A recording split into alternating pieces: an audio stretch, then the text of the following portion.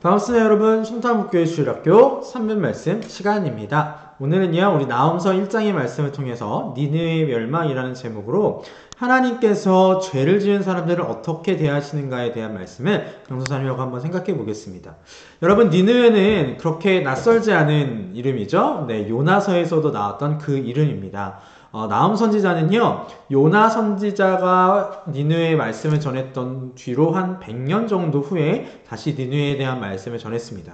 근데 하나님께서 요나 선지자는 니느웨에 보내실 때 니느웨를 용서하시기 위해 보내셨지만, 나홈 선지자는 니느웨에 대하여 니느웨의 멸망, 니느웨가 수도인 아수르의 멸망에 대하여서 하나님께서 말씀을 해 주셨습니다.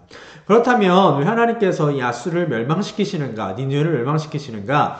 우리 1장 3절 말씀을 보면 이런 말씀이 있습니다. 여호와는 노하기를 더디하시며 권능이 크시며 벌받을 자를 결코 내버려 두지 아니하시느니라 라는 말씀이 있습니다. 네, 여기 보면 벌받을 자를 결코 내버려 두지 않으신다라고 말씀하셨어요.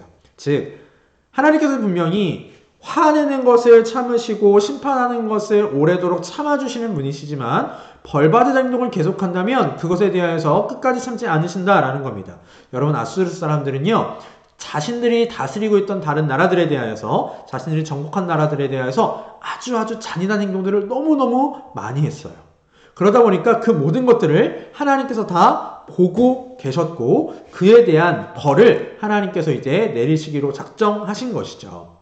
하나님의 분노에는요, 그 어떤 존재도 대항할 수가 없습니다. 조금 밑에 내려와서 6절 말씀을 보니까 누가 능히 그의 분노 앞에 서며 누가 능히 그의 진노를 감당하랴. 그의 진노가 불처럼 쏟아지니 그로 말미암아 바위들이 깨지는도다 라고 말씀까지 하십니다.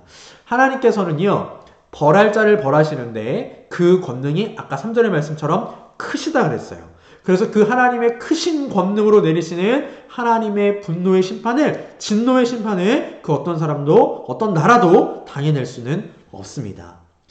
이건 우리도 마찬가지예요.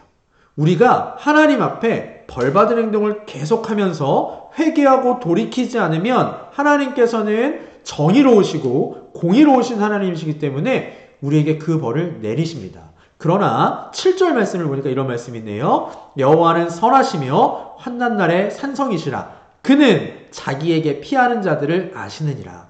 그러나 하나님께 피하는 사람에게는 하나님이 보호막이 되어주시고 보호해주시고 지켜주시고 용서해주신다라고 합니다. 자, 여러분, 그렇다면 우리는 어떤 사람이 되어야 할까요?